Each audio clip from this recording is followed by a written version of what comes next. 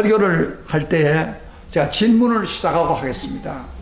여러분, 우리가 성경 말씀이 하나님 말씀을 믿습니까? 이 말씀 믿는 사람 뭐요? 100% 순종해야 되죠? 그렇죠? 크게 해봐서요. 성경 말씀 하나님 말씀에 100% 순종해야죠? 아멘. 그럼 여러분 100% 순종해요? 아멘. 말만 하지 마세요. 생각을 해보면서 100% 순종해요. 가론이라서 신약 성경은 그런데 구약에 말이죠. 제사 드리는 거 제사 드려요. 어린 양 잡아가지고. 그리고 먹지 말라는 거 안 먹어요. 돼지고기 안 먹어요. 성경은 돼지고기 먹지 말라고 그랬어요. 자, 그러면 어떻게 된 겁니까? 하나님 말씀을 따르는 사람은 100% 말씀을 순종해야 되는데 어떤 것은 하고 어떤 것은 안 합니까? 특별히 구약에 있는 말씀. 제가 오늘 그것에 대한 해답을 해드리겠습니다. 여러분, 다른 사람이 그런 질문을 할 때 여러분이 오늘 설교를 잘 들으면은 그분에게 설명하고 내 자신도 그렇게 안 해도 양심의 가책을 느끼지 않습니다.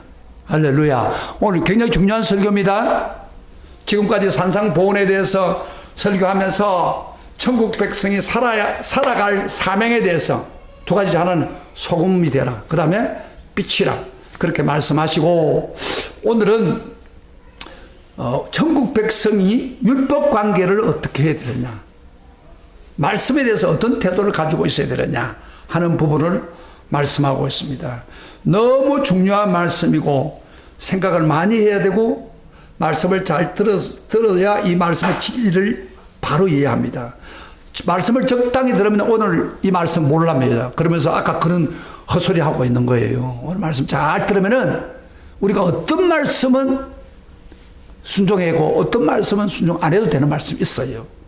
제가 그걸 아주 쉽게 설명해 드릴 테니까 여러분의 말씀을 잘 듣고 그렇게 감동이 받기를 바랍니다. 우리 예수님 메시아로 오실 때에 그 당시 종교 지도자들과 많은 갈등이 있었습니다. 유대 지도자들은 예수라는 청년이 갑자기 등장해서 기적을 행하고 하나님 나라의 복음을 전하는 데 대해서 의구심을 가지고 있습니다. 주의 깊게 지켜보니까 그의 말과 행동, 그의 주변 상황을 종합해 보니까 그가 하나님 율법을 무시하는 것이 틀림없다고 결론 내렸습니다. 그리고 심지어 예수님은 율법을 폐지해도 된다고 사람을 선동하는 그런 이미지를 갖게 되었습니다. 그 당시에 종교 지도자들은 안식일에 대해서 특별히 수십 가지 수백 가지를 정해놓고 전통을 정해놓고 그걸 지키려고 무진히 노력하고 있었는데, 그런데 예수님은 안식일에 공공연히 병자들을 고치고 안식일을 범하느냐는 비난에도 조금도 주저하지 않고 내가 안식의 주인이라고 그렇게 말을 하고 있습니다. 그래서 그들은 예수님을 굉장히 싫어했어요. 또 예수님이 비난받을 이유 중에 또 하나는 그 당시에 지탕과 정죄 대상이었던 세리나 창녀나 그 밖에 여러 죄인들을 예수님 가까이 두고 예수님은 그들을 배노하는 은사를 섬시 안 했습니다. 심지어 어떤 때는 그들의 악한 행동을 정당화시킨 듯한 말씀을 하는 것처럼 보였습니다. 그렇기 때문에 예수에 대한 유대 지도자들은 오해는 점점 더 커질 수밖에 없고 급기야 예수를 음해하고 공격하는 데까지 이르렀습니다. 복음서에 보면 이런 사실이 여러 번 기록되어 있어요. 그런데 반면에 우리 예수님은 유대 지도자들, 특별히 대제사장과 서기관들을 율법사를 향해서 외식하는 서기관과 바리새인들이요 독사의 자식들이요 하며 회개하라고 그렇게 촉구할 뿐 아니라 심지어 저주까지 하면서 경고하고 있습니다. 그럴 때 유대인들은 이 예수님을 정말 죽이고 싶었습니다. 그래서 예수님을 죽인 거예요. 유대 지도자들이 이렇게 예수를 나쁘게 생각했지만은 사실은 메시아로 오신 우리 예수님은 뭐요? 바로 율법을 주신 하나님입니다. 율법의 근원이시고 율법의 주인이신 분이 바로 예수님입니다. 율법 위에 계시는 초법적인 존재가 바로 예수님입니다. 그러므로 예수님은 율법을 가장 정확하게 해석할 수 있는 분입니다.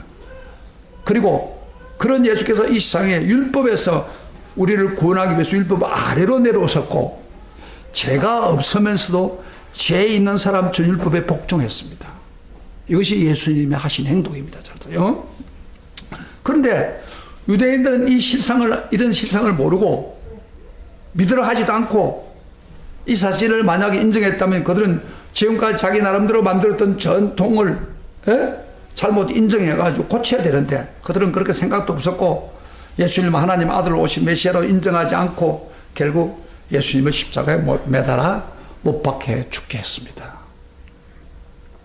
사실 우리 예수님께서 율법을 경시한 적이 사실은 한 번도 없습니다. 단지 그들이 율법에 없는 안식일을 지킨다고 아주 여러 가지 전통을 만들어 놓은 것에 대해서 예수님이 공격을 했지. 하나님 말씀을 비틀어 놓은 것에 대해서 공격했지. 예수님이 율법을 경시한 적이 한 번도 없습니다. 성경에. 율법을 필요 없다고 말씀하신 적도 없습니다. 오히려 예수님은 율법을 높이 평가하고 율법의 절대 권위를 인정했습니다. 그게 본문 17절에 분명히 한번 봅시다. 오늘 본문에서 나오는데 여러분 눈으로 확인해 보세요. 5장 17절에 다 같이 한번 읽어보시죠. 시작. 율법의 선자라 폐로 온 줄로 생각하지 말라. 폐하러 온 것이 아니고 완전케 합니다. 예수님은 율법이나 선자는 아니 구약 성경 전체를 말합니다. 폐하러 온 게 아니고 완전케 하러 왔다. 그러면서 구약 성경을 하나님 말씀 얼마나 철저히 인정하고 복종하는 걸 보여주고 됩니다. 그리고 예수님은 다음 구절을 보면 더 알게 됩니다. 18절 다 같이 시작. 진실로 너에게 이르노니 천지가 없어지기 전에는 율법의 1.1에게라도 반드시 없어지지 아니하고 다 이루리라. 여기 1.1에게란 말이 굉장히 중요합니다. 1점이란 말은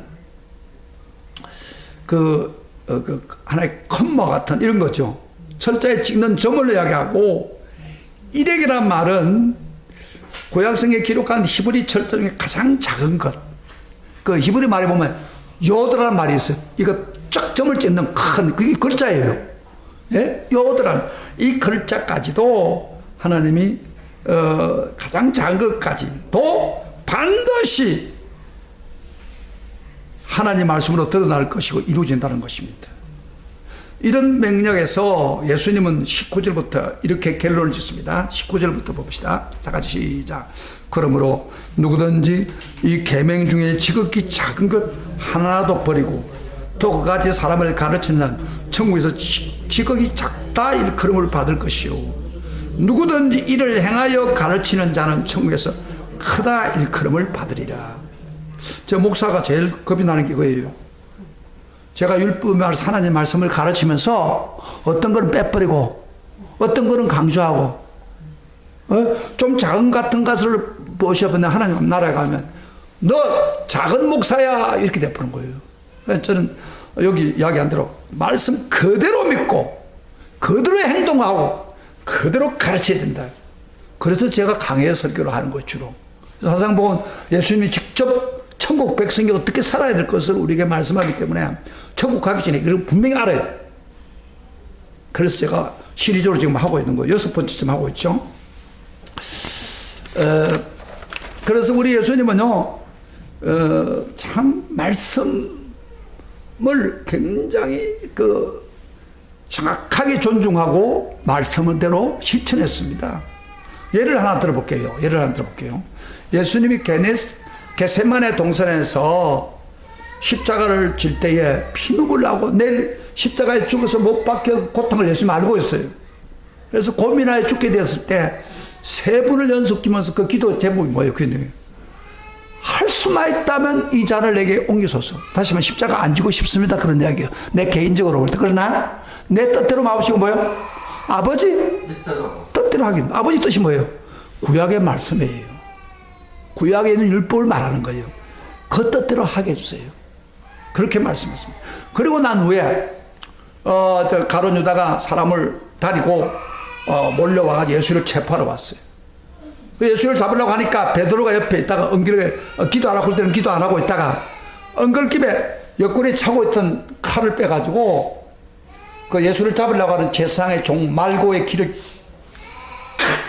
잘라버렸어요. 그리고 기가 떨어져 버렸어요. 피가 줄줄 흐르고.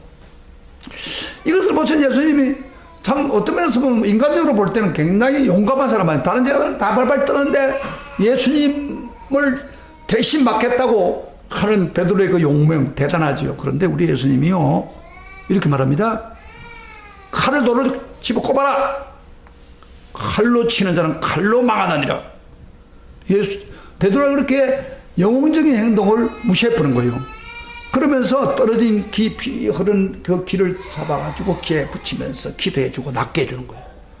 그러시면서 예수님이 유명한 말을 했어요. 자, 들어봐. 예수님이 하시는 베드로, 너 지금 내가 하늘에 계신 아버지께 기도해서 하늘에 있는 수만 명의 천사들을 불러올 수 없는 줄 아느냐? 만약에 그 천사들을 불러서 이 무리들을 전부 다 쫓아버리고 내가 쉽지가 않은다면 구약 성경에서 하나님 아들이 이 세상에 와가지고 인간을 구원을 위해서 죽으시고 십자가에 질 것을 예언한 말씀을 어떻게 이루겠느냐? 여러분 이사야 53장에 보면 뭐요? 예수님이 어떻게 죽을 거 다 예언한 그 성경 말씀을 어떻게 이루겠느냐? 그런 이야기를 했어요. 그러므로 나는 천사를 보내라고 기도하지 않고 말씀대로 이루기 위해서 내가 십자가의 길을 걸어간다고 분명히 말씀했습니다. 우리 예수님은 바로 말씀을 높이 받들었습니다. 자기가 십자가에 죽으면서 하나님 말씀을 높였습니다. 이 정도로 예수님은 율법을 존중했습니다. 그리고 우리 천국 백성들은 우리 예수님부터 이거 배워야 돼요. 율법과 선자의 예언에 있는 구약 말씀도 우리도 받들어 섬기고 하나님 말씀으로 인정해야 합니다. 이게 우리 신약 성도들입니다. 할렐루야. 천국 백성들입니다. 그런데요, 지금 은혜 시대이기 때문에 어떤 사람들은 잘못 성경을 알고 구약 성경은 큰 의미가 없다고 생각하고 뭐 구약에 있는 그 말씀 뭐 은혜 시대 뭐 때문에 필요하냐? 신약 성경만 열심히 읽는 사람이 있어요. 구약 성경은 전혀 안 읽고. 그리고요, 교회 심지어 와도 신약 성경만 달랑 가지고 가요. 구약 성경 무겁다가 안 가져오고. 이거 바른 거예요? 절대 잘못된 거예요. 예수님을 닮아가는 게 아니에요. 우리가 정확하게 하려면 구약 성경 몇 장, 신약 몇 장 같이 읽기를 권면해야 됩니다. 그런데 구약 성경 읽으면 머리가 좀 아프단 말이에요. 그러니까 적당히 읽고 넘어갑니다. 이런 태도는 하나님 말씀을 대할 때 예수님처럼 존경하지 않는 태도입니다. 만일 우리에게 이런 태도가 있다면 반드시 고쳐야 됩니다. 구약 성경도 하나님 말씀이에요. 할렐루야. 율법도 하나님 말씀이다. 어거스틴이 유명한 말을 했어요. 어거스틴 여러분 잘 아시죠? 유명한 사람인데 신약 성경은 구약 성경 속에 감추져 있고 구약 성경은 신약 성경 속에 드러난다. 그랬습니다. 다시 한번 여러분 굉장히 중요한 성경 말씀인데 그 유명한 말을 했습니다. 따라서 신약 성경은 구약 성경 속에 감추져 있고 구약 성경은 신약 성경 속에 드러난다. 무슨 말이냐면 구약 성경 안에 신약 성경이 있다는 겁니다. 왜냐하면 구약 성경 안에 신약 성경의 내용이 미리 예언되어 있기 때문입니다. 그리고 신약 성경에 가면 구약 성경이 나타납니다. 그것은 구약 성경을 배경으로 하지 않고는 신약 성경을 해석할 수 없기 때문입니다. 또 그뿐 아니라 신학적 볼트만이라는 사람은 유명한 신학자입니다. 우리가 신약 성경을 이해하기 위해서 구약 성경을 이해해야 한다. 왜냐하면 구약 성경은 신약 성경의 전제 조건이기 때문이다. 구약 성경은 전제 조건이다. 신약 성경의 전제 조건이기 때문이다. 그러니까 이런 걸 조합해보면은 구약 성경과 신약 성경은 차등해서 대하면 안 됩니다. 똑같이 하나님 말씀으로 우리가 대하고 존중해야 됩니다. 예수님처럼. 할렐루야. 그렇게 되기를 축복합니다. 구약이 뭐 잘못된 거고 신약은 이렇게 하면 돼요. 구약은 뭐 이스라엘 역사고 우리하고 그건 정말 성경을 모르는 무식한 사람들입니다. 우리 주님이 특히 구약 성경의 중요한 이유는 우리 예수님에게 구약 성경에서는 율법과 선자라고 했을 때 그 율법과 선자의 예언을 완전케 하기 위해서 오셨습니다. 이게 완전케 한다는 말은 무슨 말이냐면은 아까 그 17절에 내가 율법과 선지자를 완전케 하려 합니다. 이 완전케 한다는 말은 성취한다, 완성한다, 끝맺음을 한다 그런 뜻입니다. 그래서 여기 17절의 말씀을 다시 한번 읽어봅시다. 내가 율법이나 선지자를 폐로 온 줄로 생각하지 말라. 폐하러 온 것이 아니고 완전케 하려 함이로다. 그래서 제가 오늘 이 시간에 그 완전케 한다고 하는 말은 크게 그 속에 두 가지 의미가 포함되어 있습니다. 이거 제가 오늘 설교를 할 때 잘 들으세요. 이 설교를 들어야 구약을 어떻게 대할 것인가, 신약을 어떻게 대할 것인가 알게 될 것입니다. 첫 번째는 무슨 이야기냐면은 바로 완전히 한다는 말은 바로 예수님이 구약 성경의 언약을 성취했다는 말입니다. 구약 성경의 언약, 특별히 어떤 언약? 메시아가 올 것이라고 쭉 흐르고 있는 그 말씀을 성취했다는 말입니다. 우리가 잘 아는 대로 여러분 구약 성경 39권을 보면은 창세기 3장 16절부터 메시아가 올 것을 이야기합니다. 첫 복음에 여인의 후손으로 예수님 올 것이다 시작해서 마지막 말라기에 보면은 엘리야를 보내겠다.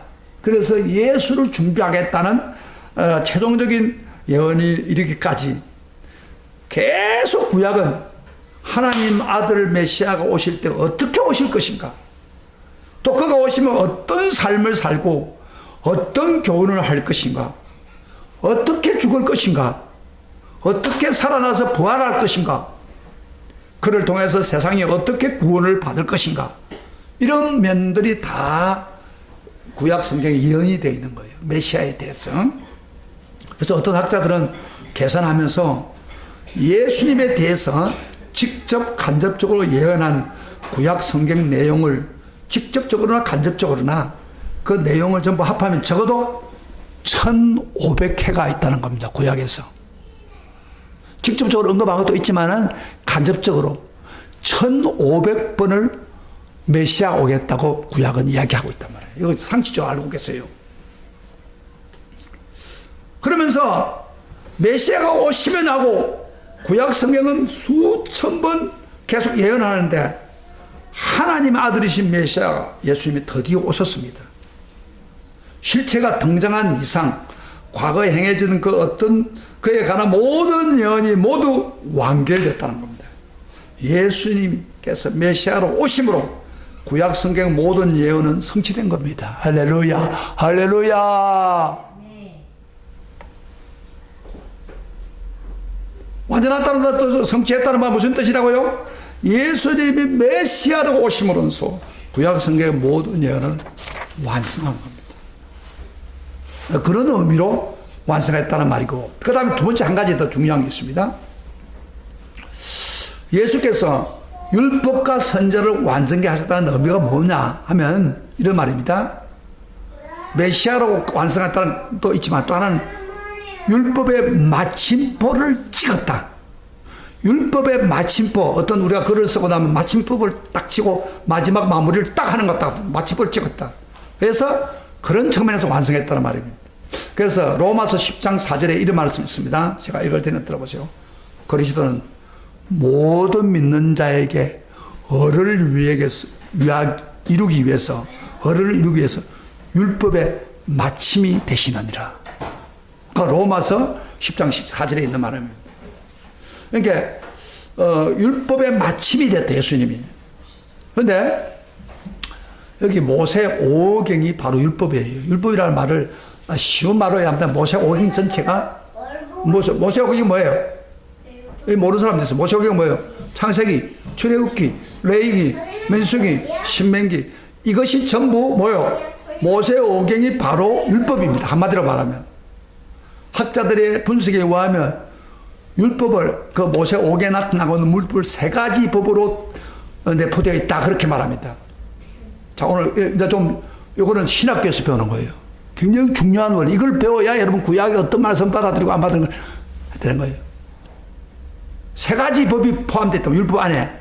이게 모세 5경 안에 첫째 어식법. 어식법은 제사법을 말합니다. 그 다음에 두 번째가 시민법. 그 다음에 또 하나는 도덕법. 요거 머리에 한번 에워봅시다. 이 머리가 아무 나쁜 사람도 이건 에우세요. 구약 모세 오경에 세 가지 나누는데 뭐요? 하나는 의식법, 하나는 그 다음에 시민법, 시민들 사는 법, 그 다음에 도덕법.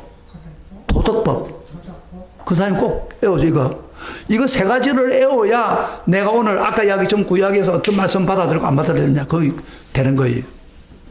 다시 한번, 우리 다 같이 한번 소리를 내서 읽어보시다. 뭐 신법? 구약 모세오경에 뭐요? 예, 의식법. 그 다음에 시민법. 그 다음에 도덕법. 요쪽 동네. 자, 한번 눈을 까라하지 말고 자, 이쪽 법에. 자, 시점 세 가지 법 뭐요? 의식법. 그 다음에 시민법. 그 다음에 도덕법. 예, 또 이쪽에. 굉장히 중요합니다. 이걸 알아야 여러분 구약을 압니다. 이건 신학교에서 뭐 등록금 주가지고 배우는 거예요. 3년 동안 배우는 거예요. 또. 예. 그 다음에 시민법. 또 잘 까묻지 말고 제발 머리에 꼭 가주세요. 제가 하나하나 설명할게요. 그게 구약의 모세오경의 첫째 의식법은 제사법입니다.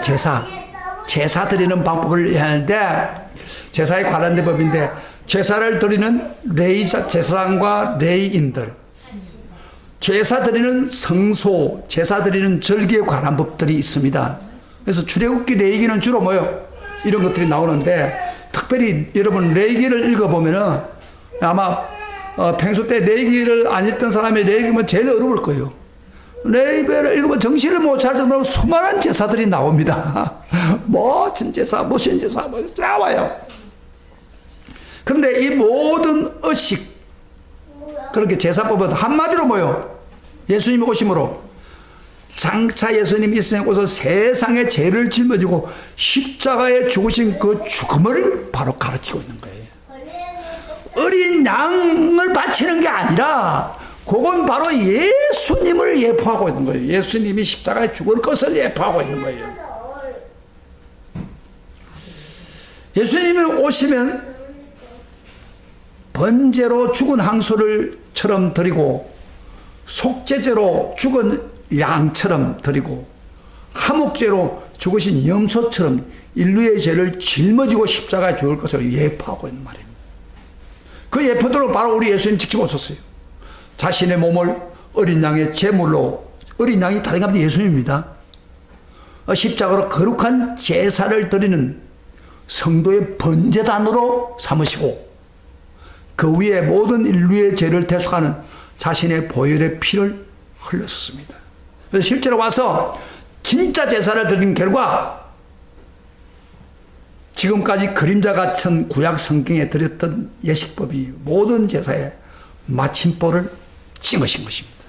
그래서 히브리서 10장 14절 한번 찾아봐요, 여러분. 굉장히 중요한 말입니다. 저가 한 제물로 거룩하게 된 자들을 영원히 온전케 하셨느니라. 따라해보세요. 저가 한 제물로 거룩하게 된 자들을 영원히 온전케 하셨느니라. 그래서 그렇게 말하고 난데 다시는 죄를 위해서 다른 제사 드릴 필요가 없다는 겁니다. 예수께서 모든 죄를 다 속할 수 있는 완전하고 영원한 제사를 드렸기 때문입니다. 구약에 있는 모든 제사는 이제 끝났습니다.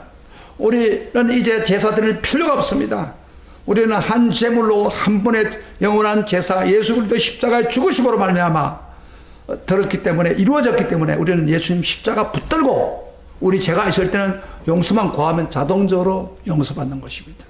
구약에서는 죄를 지으면요, 반드시 어린 양을 잡아가지고 번제다 가서 피를 뿌리고 그리고 손을 얹고 기도하고 그래야 용서가 받습니다. 그런데 그럴 필요가 없는 거예요.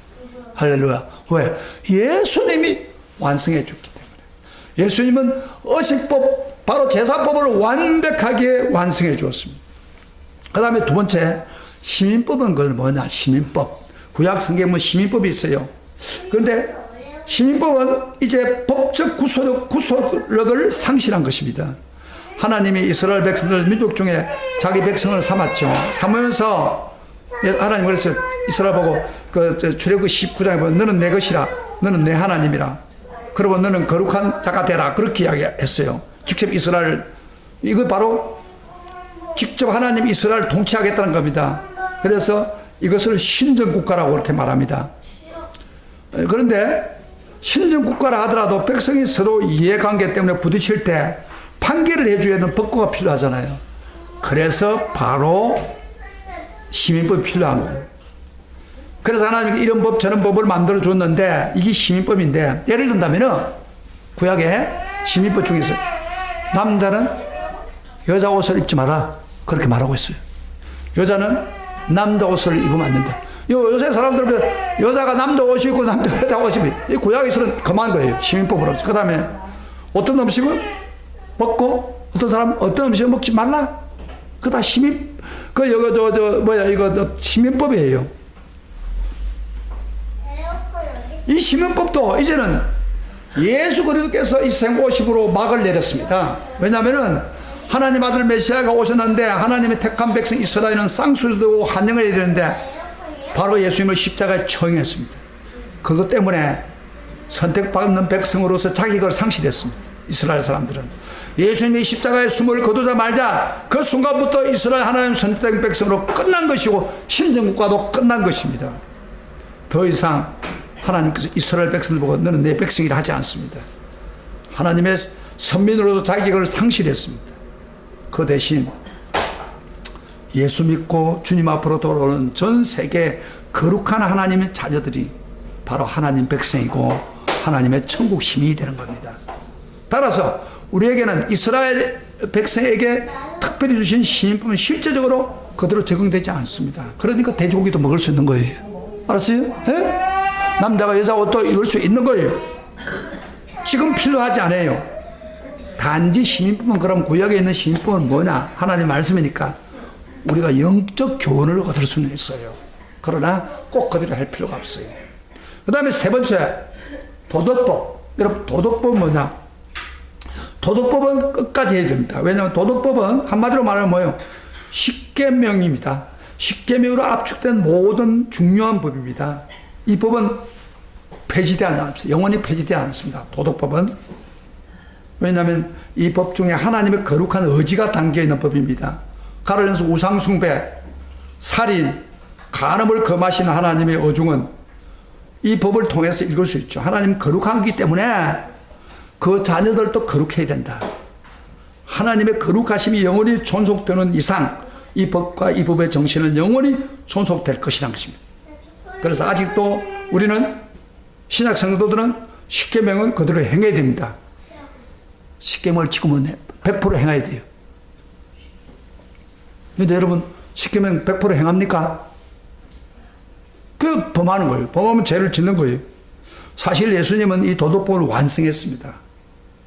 예수님 자신이 하나님이 요구하는 이 도덕법에 완전히 순종함으로 이 법을 완성했습니다. 그러나 우리는 완전히 순종을 못했지 않습니까? 그러므로 우리는 구원받을 가능성이 1%도 없습니다. 사실은 도덕법까지 범해서는 별볼에 있어요. 우상을 섬기고 과거에 그리고 하나님 대신에 하나님보다 다른 걸 더 사랑하고 이런 죄를 짓잖아요. 마음으로 간음한 자를 간음죄라고 해요. 거짓말도 어떤 상황에 따라 거짓말하는 것도 거짓말 범하는 거예요. 벌써 이 거룩한 법에 우리가 어떤 면에서는 범했습니다. 범하니까 이 도덕법을 범하니까 결국에는 우리는 구원받을 수 없어요. 그런데 예수님이 도덕법을 완전히 순종하고 우리가 구원의 위험성이 없도록 인도해 줬단 말이에요. 조상 되도록 우리들은 율법을 멋대로 치렀습니다. 그래서 하나님이 준비한 게 지옥 아닙니까? 예수님 오셔가지고 치료해야 될 모든 도덕법을 다 순종했습니다. 그래서 바로 예수님이 오셔서 우리가 치료해야 할 모든 행벌과 저주를 받으면서 십자가에서 다 감당함으로 의식법도 해결해 주었고 그 다음에 도덕법도 완성해 주었습니다. 그래서 하나님을 만족시켰습니다. 이것이 바로 하나님의 은혜입니다. 그런 거로 율법에 있는 의식법, 시민법, 시민법은 이스라엘의 범함으로 시민 필요 없는 거예요. 도덕법, 예수 그리스도로 말미암아 완성되었습니다. 그 결과 예수님 때문에 우리 입으로 말로 다 할 수 없는 정말 놀랍고 대단한 복을 우리가 누리게 된 겁니다. 예수님 때문에 그 복을 여러분, 그 복이 뭐예요? 예수님 십자가의 죽음으로 저주를 받으심으로 그 복이 뭐예요? 한마디로 요약한다면 뭐예요? 바로 자유입니다. 자유를 우리에게 주었습니다. 율법으로서의 자유를 주었습니다. 양심의 고통에서부터 자유를 받았습니다. 우리는 속박하는 모든 행식과 모든 구일에서 자유를 받았습니다. 주님이 그 율법에 매이고 대신 우리는 그 율법에 자유케 해 주었습니다. 그래서 고린도후서 3장 17절에 이런 유명한 말이 있습니다. 주의 영이시니 주의 영이 계신 곳에 자유함이 있느니라. 따라합시다. 주의 영이시니 주의 영이 계신 곳에는 참 자유함이 있느니라. 무슨 말이냐면 예수 그리스도 주의 영, 성령이죠. 성령과 더불어 우리와 함께하는 이상 우리는 율법으로 자유함을 받은 거룩한 자유입니다. 만일 예수님으로 말미암아 율법에서 자유하지 못했다면 오늘 또 제사함 받기 위해서 복잡한 제사법을 따라야 됩니다. 십자가 앞에서 나의 모든, 그러나 이제 예수님이 해결해 주기 때문에 십자가 앞에서 나의 모든 죄를 고백하기만 하면 짐승 잡을 필요도 없습니다. 다 용서받습니다. 그리고 도덕법도 마찬가지입니다. 예수님이 다 행해 주셨기 때문에, 그래서 율법의 자유를 줬기 때문에 돌에 맞아 죽지 않습니다. 우리 멸망 안 받아요. 요한복음 8장에 감동적인 이야기 하나 예를 들어 볼게요. 어떤 여인이 현장에서 가늠하다가 붙잡혔습니다. 현장에서 붙잡혔어요. 유대 지도자들이 끌고 왔어요. 그리고 이렇게 말합니다. 예수님에 가서 예수를 잡으려고 모세율법에 의하면 이런 여자 현장에서 가늠하다 잡힌 사람 돌로 쳐 죽이려 했는데 주님 어떻게 합니까? 이렇게 된 거예요. 여자가 발발발 떨고 있는데 끌고 왔어요. 자, 한번 예수님이 어떻게 해야 돼요? 평소 때 하나님의 사랑, 죄 용서를 선언하던 예수님 입장에서 돌로 치라고 하면 자기 모순에 빠지는 겁니다. 그 다음에 그렇다고 해서 돌을 치지 말라고 하면 어떻게 되면 바로 율법을 어기는 겁니다. 꼬투리를 잡으려고 합니다. 이런 위기 상황에서 우리 예수님이 잠깐 엎드려서 글을 쓰고 있습니다. 무슨 글을 썼는지 모르지만 글을 쓰고 그러면서 일어나가서 하는 말이 너희 중에 죄 없는 자가 먼저 돌로 치라. 어떤 사람 그래요. 그때 글을 쓸 때 거기 있던 사람들 죄를 기록했다. 그렇게 이야기합니다. 어쨌든 그러니까 그 자리에 있는 사람, 죄 없는 사람은 어디에 있습니까? 죄 없는 사람 먼저 돌을 치라니까. 율법대로 하면 돌멩이 맞아 죽을 사람들인데 그렇기 때문에 감히 돌을 들지 못하고 다 떠나갔습니다. 양심이 있는 사람은 예수님께서 여자에게만 했습니다. 돌을 치는 사람이 없더냐? 발을 떨고 있는 거죠. 예수님이 하는 말이에요. 나도 너를 정죄하지 아니하노니 가서 다시는 죄를 범하지 말라. 나도 너를 정죄하지 않으니 가서 다시 죄를 범하라. 예수님 정죄할 수 있어요. 죄 없기 때문에. 그러나 다시 정죄하지 않으니 내가 다시 범하지 말라고 그랬습니다. 그 여인은 눈물 흘리면서 돌아가서 예수를 따르게 되었습니다. 여러분, 주님이 여인에게 어떻게 이런 말을 할 수 있습니까? 내가 너를 정죄하지 않는다. 다시 죄를 범하지 말라고 그렇게 할 수 있습니까? 그것은 돌에 맞아 죽어야 할 모든 저주를 주님이 대신 당하시고 앞으로 율법에서 자유케 하시기 때문에 이런 놀라운 말씀을 하시는 것입니다. 어렸을 때는 이 말씀을 너무 감격이 돼서 이런 말을 했습니다. 사랑받을 수 없는 사람을 사랑하심으로 사랑받는 자격을 가진 존재로 태어나게 하셨다. 멋있잖아요. 사랑받을 수 없는 사람을 사랑하심으로 사랑받는 자녀로 태어나게.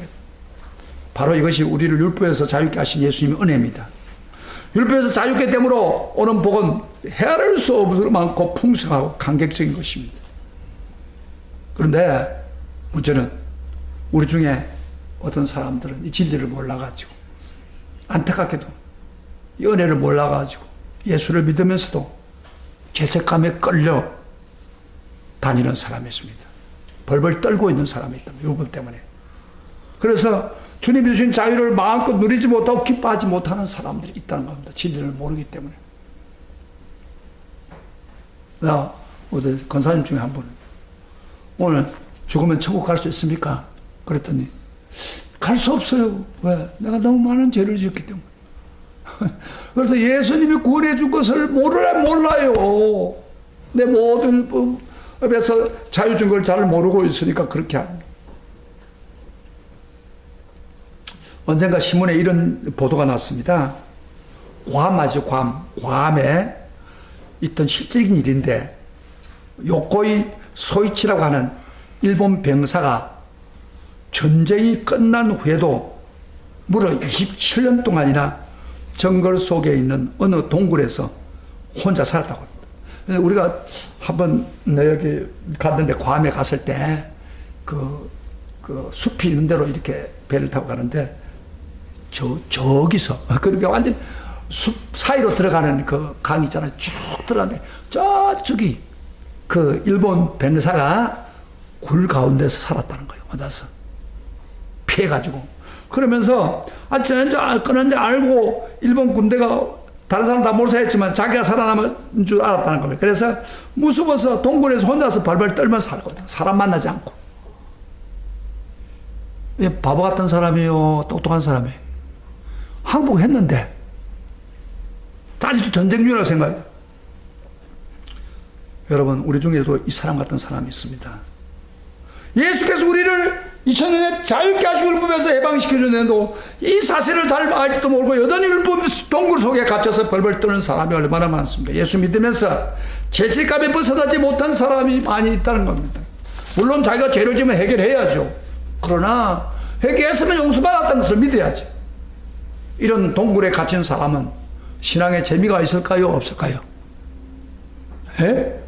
신앙에 기쁨이 없는 거예요. 왜? 죄책감이 항상 있는 겁니까?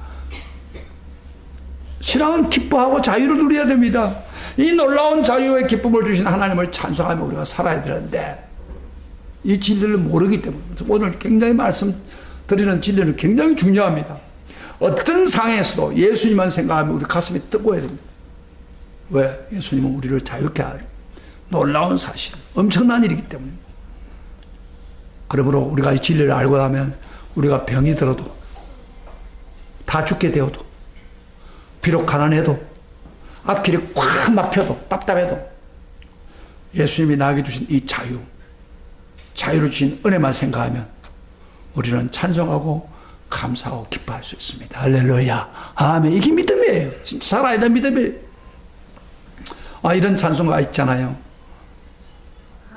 십자가 제사하셨네 주님의 이름 찬양해 주 나의 모든 곳 쓰러진 나를 세우고 나의 빈잔을 채우네 주 나의 모든 곳 예수 어린 나 존귀한 이름 예수 어린 나 존귀한 이름 예수님이 우리를 구원해 주신 게 존귀한 이름입니다. 우리를 자유 주시는 그 주님은 얼마나 중요합니까? 후렴만 같이 한번 불러봅시다. 예수 어린 양 존귀한 이름 존귀한 이름 아멘 예수 어린 나 존귀한 이름 예수님이 우리의 모든 죄를 다 자유케 해주고 율법에서 다 자유케 했습니다. 그래서 우리 성도들은 감사와 기쁨을 가지고 성도들은 믿음을 가져야 됩니다. 그래서 구약에 그럴 때도요 우리가 복음의 음성을 들어야 됩니다. 여러분 레위기처럼 제사법에 복잡하게 나오는 성경을 읽으면 이런 까다로운 제사를 내가 드리지 않고 예수의 피로 제사함을 받게 됐으니 생각만 해도 마음이 든든합니다. 예언서를 읽으면서 우상 숭배한 이스라엘 백성들을 향해 진노하고 눈을 부릅뜨고 무섭게 노려보는 하나님을 만날 수 있습니다. 그럴 때마다 나도 예수 아니었다면 저렇게 되었을 텐데 저주받아야 할 건데 예수님 때문에 나에게 이렇게 저주하지 않고 오히려 아들, 딸이 불러주신 거 얼마나 감사합니까? 이렇게 찬양이 나오는 거예요. 이 얼마나 놀라운 복입니까? 그런 맛으로 구약 성경을 읽습니다. 칼빈이 한마디 진리입니다. 우리가 사복음서를 읽을 때마다 예수의 음성을 듣고 예수의 모습을 봅니다. 맞죠? 그렇죠, 사복음은? 그러나 마찬가지로 우리가 구약 성경을 읽을 때도 예수님 음성을 들을 수 있습니다. 이 진리를 알고 나면. 사랑하는 천국 백성 여러분, 천국을 준비하신 백성 여러분, 천국 백성은 나만 율법에서 자유됐다고 조가면 안 됩니다. 아직도 율법에 매여 있고 저주 아래 신음하고 있는 저 불쌍한 영혼들, 얼마 후에 영원히 돌아오지 못할 무서운 행벌 속 지옥 속으로 빠져들어갈 사람을 가만히 내버려 두지 말고 우리가 전도해야 됩니다. 그래서 천국 백성은 반드시 이 자유를 먼저 누려야 되겠지만 동시에 이 자유를 누리지 못한 사람에게 복음을 전해서 저들에게도 이 놀라운 자유를 누리고 승리하기를 원하는 것이 바로 천국 백성의 삶입니다. 이걸 예수님이 말씀하려고 오늘 17절부터 19절에 말씀한 것입니다. 할렐루야. 이 복음에 분명히 여러분의 복음이 되시기를 주의 이름으로 축복합니다. 축복합니다. 우리 다 같이 일어나서서 아까 불렀던 노래, 내가 불렀던 노래 한번 다시 한번 부르고